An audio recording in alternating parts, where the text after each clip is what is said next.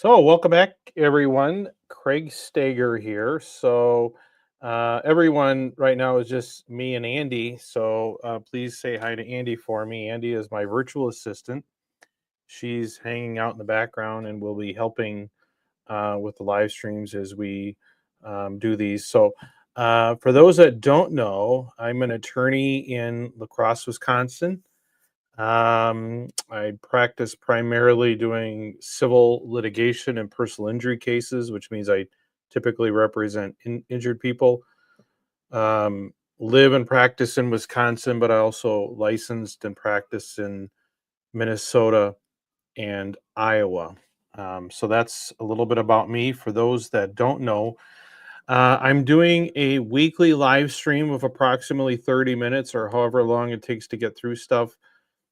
Should be able to do it pretty much every weekday, Monday through Friday. Sometimes I will have an appointment. Maybe I'm in court, whatever, that I can't do it. But for most weeks, if you just want to hop on and chat with me, ask a question, this is your chance to do so. I usually have a topic. Today's topic is the court system, the U.S. court system. Your question does not have to be about the court system. It can be about anything, but that's sort of the topic that I'll be talking about today. And obviously, if people have questions about that, feel free to interject at any point. You can either catch me on my Facebook page or the YouTube channel, and you can just enter into the chat and it'll show up, and I can actually put it on screen if you want. I can put it on screen to show people the question. Otherwise, let me get some stuff going here. And I have to, because lawyers are paranoid about these things, I'm going to show you this. So this is only for informational purposes. This is not legal advice. I'm not your attorney. Viewing or participating in this live stream does not create an attorney-client relationship. So take this as informational purposes only. Especially if you're in a jurisdiction other than Minnesota, Wisconsin, or Iowa. Talk to an attorney. Make sure that you get information for your questions from an actual licensed attorney. If you'd like to reach out to me, I'll have that displayed at different points today. But you can basically, the easiest way is to go to my link tree. If you just go to craigsteger.com, you can go to my link tree, and that'll have all of my contact information. So there it is, craigsteger.com. You can send me an email. You can actually WhatsApp me. You can text me there. You can find more information. And if you need to talk to me about a possible case, you can actually get on my calendar through the link tree by following that to the scheduling. So anyway, with that in mind, today's topic is the court system. And for some of you, you may know a lot of this stuff, but for a lot of people, you may not really be familiar with it at all. And so I wanted to kind of give an overview of the court system and hone in on some of the stuff that is particularly relevant to the type of work I do, which is a lot of trial work or lawsuits. So we're talking today about the U.S. court system. I'm not talking about the Canadian system, the English system, the Australian system. I don't know anything about those. I only know the U.S. court system. And the U.S. court system, for the most part, is broken down into what I would say federal courts, state courts, and then we actually have tribal courts in some of the reservations or native territory that we have. And then there's other variations too, but it's primarily federal courts and state courts, and they sort of look similar. There are a number of similarities, and there's also a number of differences between them, and I'll kind of go over those as we go through this. So the base level for most court system, whether it's federal court, state court, is trial courts. That's kind of the entry level, and trial courts can also have different sections within them. So like Wisconsin, for example, trial courts are at the county level. You also may have your municipal courts. So county, you know, Wisconsin, for example, is broken up into counties.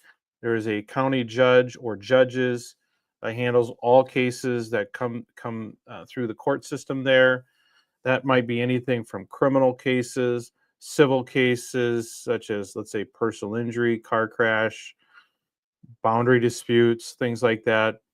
Family law, probate. So if there's a will contest, things like that, that all goes through the district county level trial courts of Wisconsin. And the same is true, let's say, in Iowa and Minnesota. There's also often what we call a small claims um, wing of the trial courts.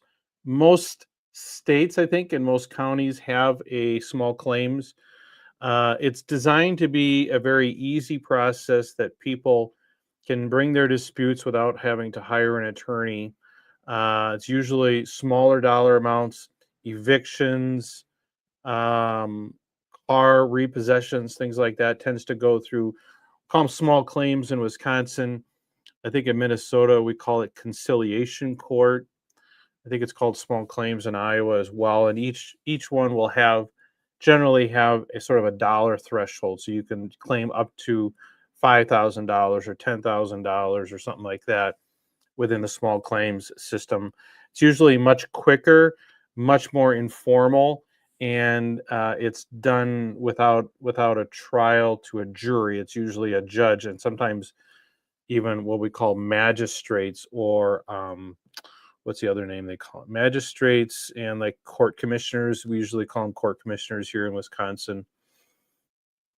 So that is sort of the and that's similar in federal court. So the federal court system is also broken down by trial court, appellate court, and then the Supreme Court. Same thing in most states. You have trial court as sort of your first level. Then you have the Court of Appeals in most states. Not every state has a Court of Appeals. And then you have usually have a state Supreme Court. The federal courts tend to be more restrictive on the types of cases that can be brought there, and there's a variety of ways to do it. If it involves a federal issue, for example, maybe a federal statute, the federal courts will have jurisdiction. You typically, and I would say almost never, I don't think you would ever have like a divorce case in front of a federal court judge, right? That's a state matter. Most car accidents and small dollar cases are done in state court. That's considered a state issue, a tort claim. Probate, things like that, is usually in state court, not in federal court. So you have the trial court is usually where lawsuits start, and most lawsuits end. That's sort of the first line. Okay, so the second line after your trial court is usually appellate courts, Court of Appeals, which are designed to identify and, if necessary, correct or overturn mistakes made by the trial court. And I believe in most states, and I think in the federal court, you typically have a right to an appeal, regardless of the outcome in the trial court. Generally speaking, any party can appeal, I think, as a matter of right in most situations to the Court of Appeals. And depending on the issue, it will affect how the Court of Appeals is looking at what happened at the trial court level, which means that it may be very discretionary, it may be very deferential to the trial court. Things like, after a trial, if there's an actual trial and evidence is heard, the Court of Appeals is typically going to give great deference to the finder of fact, which is either the judge or the jury, and is only going to overturn it if it's extremely obvious that an error was made, not whether we, for example, from the Court of Appeals, whether we would have come up with a different result. That's not how the standard usually applies. It usually has to be just grossly obvious that a mistake was made, or let's say the trial court applied the law wrongly. Maybe they thought a particular statute applied when in fact it doesn't, or didn't apply a statute that they didn't think that the trial court didn't think applied.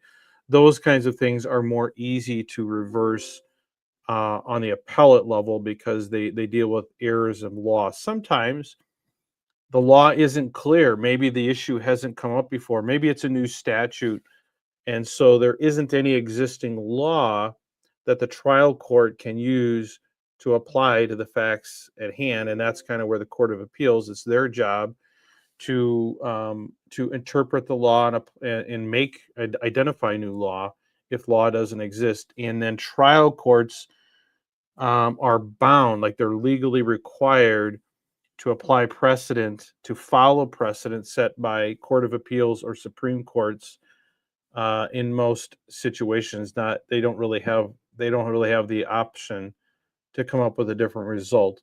Whereas the Court of Appeals is not obligated to file trial court. It's sort of like in the military, you have a hierarchy of authority. So appellate courts are sort of the first line of defense if a mistake was made, if a party thinks a trial court got it wrong.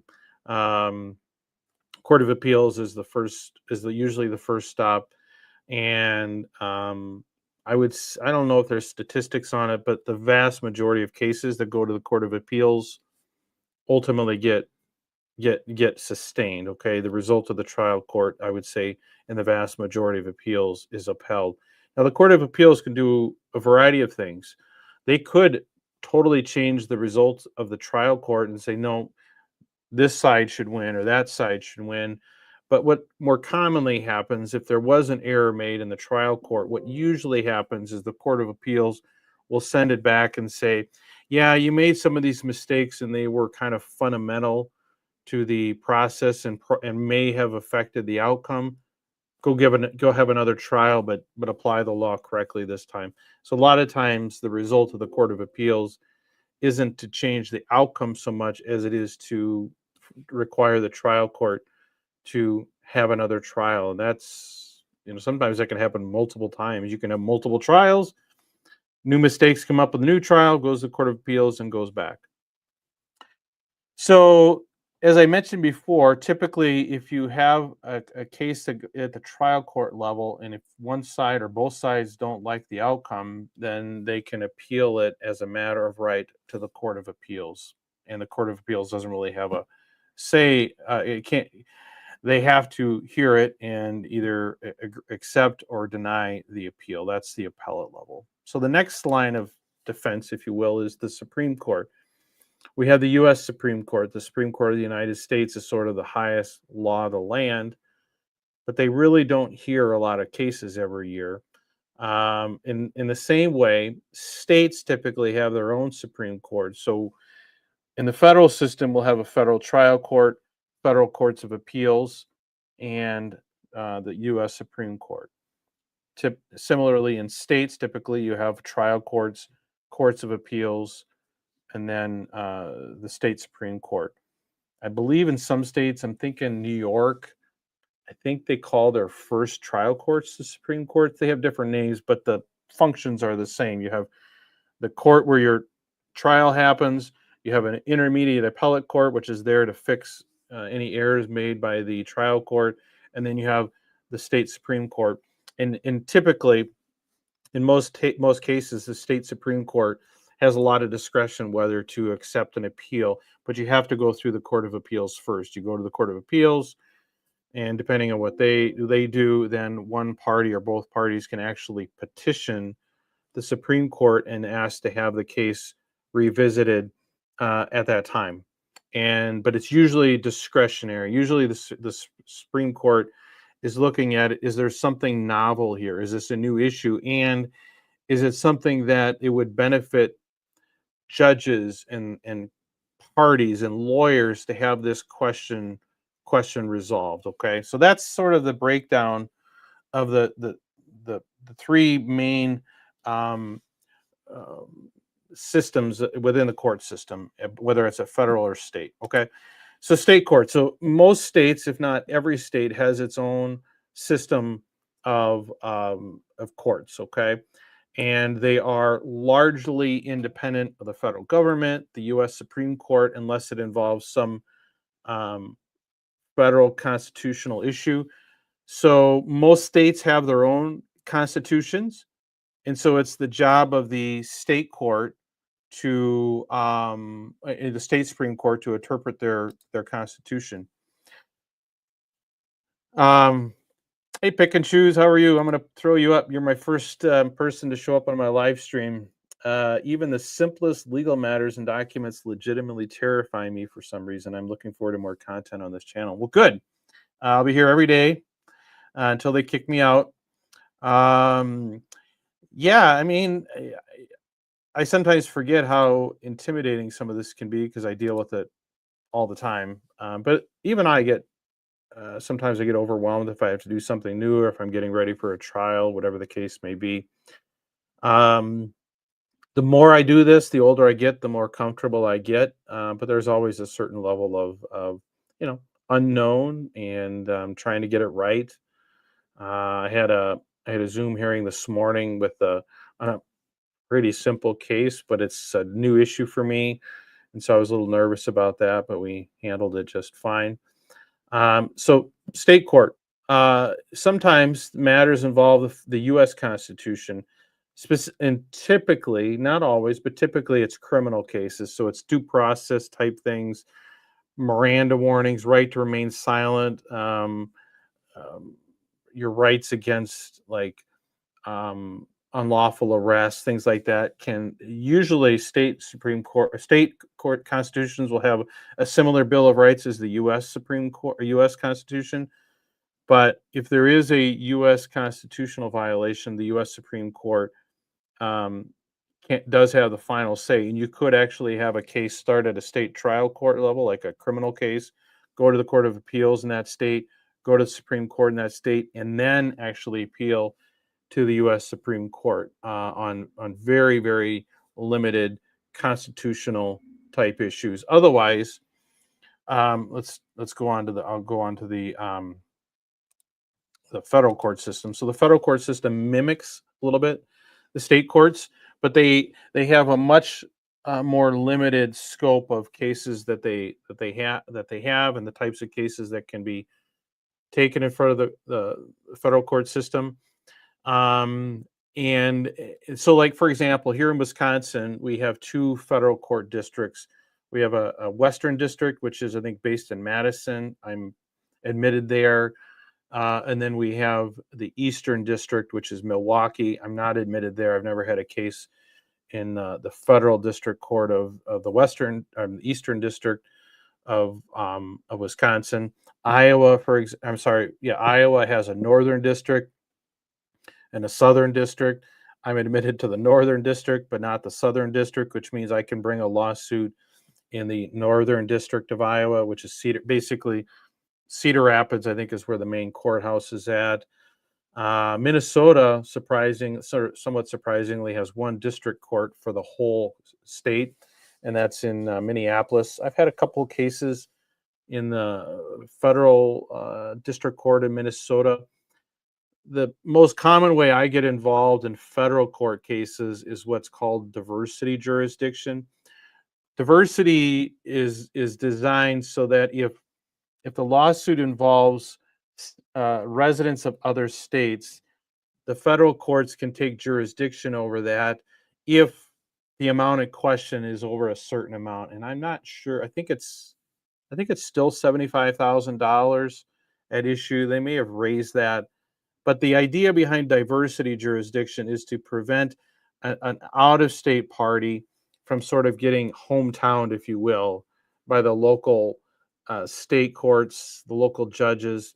So if someone is from New York is traveling through Wisconsin and gets involved in a car accident and they say they badly injure someone and the person that's injured is local, um, the person sues the person from New York, and there may be federal court jurisdiction, let's say in the Western District or Eastern District of Wisconsin, depending on where the accident happened, which is designed to protect the New York resident, the New York citizen, from being unfairly treated by the judges or juries because they're out of state, and the idea being people are more sympathetic to people from their community, from their state. So diversity jurisdiction is the main way that I've gotten into federal court. I've also gotten into federal court on some ERISA type cases. I had an ERISA case. I don't know what the acronym. Federal. It's a federal statute that deals with like health insurance and retirement plans.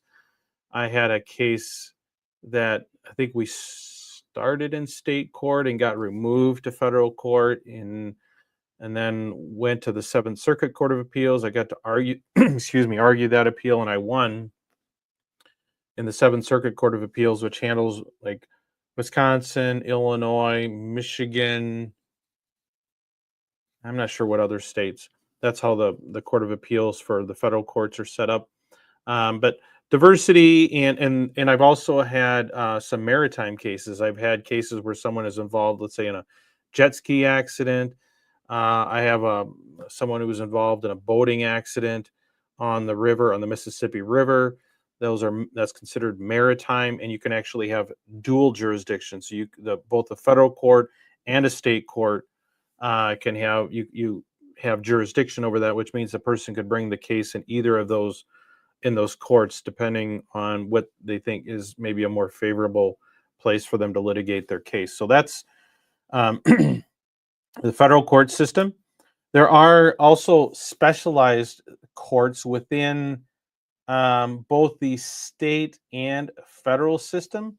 So some examples that people might be aware of would be like workers' compensation. So workers' compensation, I think, is typically a state court matter, although there are similar, I think, courts. If again, like let's say ship dock workers and those that work on boats and maybe airplanes and things like that may be entitled to um, wage protections under the federal system. But typically, workers' compensation is it's an administrative process, and not to get too much into the weeds on workers' compensation, but workers' compensation is a non-fault situation setup. In most cases, in most civil tort cases, let's say a car accident or slip and fall, you got to prove fault. You got to prove that someone was negligent in causing someone's injury. In workers' comp cases, you typically don't have to show that the employer was at fault, and a lot of times the injury may be the employee's own fault. Maybe they just weren't paying attention. They fall off the forklift or something like that, and they get injured at work. It's almost a no fault system. But the trade-off, so to speak, by not having to prove fault is usually the damages are very limited and capped, and what you can recover is much less than what you can cover in a personal injury case. So that's sort of the trade-off. Those workers' comp claims, I think, at least in the states that I practice in, have their own administrative process. So they have administrative law judges that hear those cases. They have their own appellate system, and it's sort of more streamlined than the court system. And it's made of judges and review panels. That's all they do is workers' comp. Similar, there's things for like unemployment. I think unemployment has its own administrative system where those don't go into the regular court system. Those go into an administrative process. Let's see, what are some other examples? Social Security has its own system. I think it's technically a federal system, but you don't go through the federal courts for that. Immigration, you have immigration courts, immigration judges. They have their own administrative process for handling immigration cases, deportation cases, things like that. I don't know anything about that. I know lawyers that do that, but I know that's kind of what I know about that process. Wage and employment, I already kind of talked about that a little bit. So, like if let's say someone is fired from their job and they think it's based on discrimination, racial discrimination, gender discrimination, religion, whatever the case may be, or maybe they have, like, let's say, a sexual harassment claim. I think in most states, I'm trying to think, Wisconsin, Minnesota, and Iowa, I believe, have an administrative process for that. but there may also be dual jurisdiction with the district courts. I can't remember exactly. It's been a long time since I handled those kinds of cases. Unemployment claims, things like that, are a little similar to workers' comp. And I think there's like an EEOC, what an Equal Employment Opportunity Commission, may have its own system if there's a claim of a federal, let's see, wage and hour, overtime rule, things like that. There's a place that you can bring those. And then there's other courts, like there's a separate tax court. Bankruptcy, I think is part of the federal court system, but I believe they have their own judges. I'm not sure how that works, but it's a specialty court, either separate from the federal court system or part of it. The military court system, the military has its own court system for handling certainly criminal cases or code of conduct violations. I'm not sure if they do like family law type stuff. There is the like there's the vaccine court for people that are injured by vaccines and things like that. So there's specialty courts that also handle certain types of cases. Let me think. I think I kind of covered what I wanted to. Don't see anybody on the live stream with any questions. Let me check here real quick.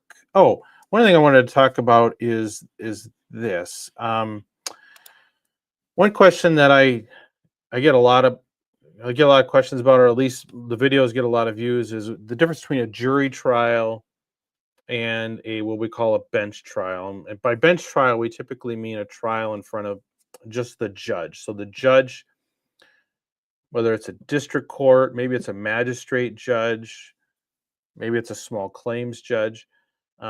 Typically, cases that go to trial are either decided by a judge, like workers' compensation, might be an administrative law judge, or by a jury. Um, Only certain cases are entitled to a jury trial. Let's say personal injury cases, slip and fall, trip and fall. Trying to think like I'm trying to think if adverse possession and property line disputes are, um, but things that are more in equity, or things like probate, criminal cases, you have a right to a jury trial in criminal cases. But things like family law, like divorce, custody, things like that, typically, I think in most states, you're not entitled to a jury trial for that. Probate, I think typically there's no jury for that. Um, Workers' compensation, that's like I said, that's a whole different system. So there's not typically jury trials for that either. Let's see what else. And some courts may have they're big enough where they may have judges assigned that just handle, like, let's say, family law, and judges that just handle criminal cases, and they go on a rotation. I think Milwaukee, for example, is an example. A few times I've had to go down to Milwaukee for cases, and I believe, like, the judges that are, they rotate, but maybe for 1 year or 3 years they're only handling civil cases. But in most of the rural communities, smaller towns, the the judges are handling everything, and they divide the cases up between them. But it could be everything from criminal to family law, small claims, probate, all that. Just depends. Let's see what else. Um, One thing I wanted to talk about a little bit, and then I'll wrap it up here, is difference between jurisdiction and venue. So jurisdiction has to do with whether a particular court has the right, or let's put it the other way, whether a party has a right to bring a case in a particular court system. Whether it's the federal system, like I mentioned, you can't just bring any dispute to a federal court judge. There has to be an actual jurisdictional basis for it, diversity or something like that. In a similar way, there may be a question about which state you have to bring the case in. Maybe to give you an example, To give you an example, I had a case quite a few years ago involved a Wisconsin resident who bought a motorcycle tire in Iowa, and then they took a road trip out and were involved in an accident in Wyoming, and then he was transported, I believe, to Montana, where he passed away, unfortunately. Tragic situation. But there was 4 different states involved with that. The accident happened in Wyoming, but we didn't that just happened to be where the accident happened. Tire wasn't made there, wasn't bought there. My clients didn't live there. Even Montana, where he passed away, he was just there for medical care. But there was at least potentially jurisdiction in Wyoming over that case. But we brought the case in Wisconsin. And so sometimes you can have multiple states can have jurisdiction. And then within the state, you have to decide, okay, where's the appropriate venue? So just being in the right state doesn't mean it's in the right court within that state or the right federal district court. So what happens sometimes you get we call venue shopping. So if you have a let's say a car accident in a very rural county in Wisconsin, a lot of lawyers may try to file that in Dane County, which is Madison, with the idea that you're going to be dealing with um, different judges. The jury pool is going to be different. That may provide higher damages and things like that. And so sometimes you may be in the right state, but not in the right county, so you get changes of venue and things like that. So anyway, that's a kind of a big picture overview of the court system. Typically, lawyers have to be licensed in a particular court system to practice there. So, like, I can practice in Wisconsin state courts, Iowa state courts, Minnesota state courts. I can practice in the Western District of Wisconsin in the federal court, but not the Eastern District because I'm not specifically admitted there. I'm admitted to, like, let's say the Seventh Circuit Court of Appeals, but usually the lawyers have to request permission and get permission to practice in each state or even the U.S. Supreme Court. I had to go through a separate application process for that. I've never had a case in front of the U.S. Supreme Court. I've never argued there. It'd be something really cool to do at some point in my career, but so sometimes not any lawyer can just appear in any court. You have to depending on the matter and depending on where the lawyer is at, they may not be able to practice in wherever the incident happened. So, with that in mind, I wanted to say, thank you for watching. Appreciate anyone who tuned in to the live stream, and for anyone that might come across this later on, if you're doing research on the court system, I hope you found this helpful. Please talk to a lawyer if you have any specific questions. Reach out to a lawyer in the jurisdiction you're in. If you'd like to get a hold of me, if you feel like you may want to talk to me about a case, the best way to do that is to go to craigsteger.com. That goes to my link tree. And on the link tree, you'll have all the different ways to get a hold of me. Feel free to reach out to me. Or if you want, show up at one of the next live streams. I'll be doing this pretty much every weekday at 4:30 p.m. Feel free to enter into the chat, and if I can answer your question live, I'll do that. Otherwise, feel free to go onto my link tree and get a hold of me. I'll be happy to help you if I can. If I can't, maybe I can point you in the direction of someone who can. So with that, thanks for watching, everyone. And until next time, everyone, have a good one.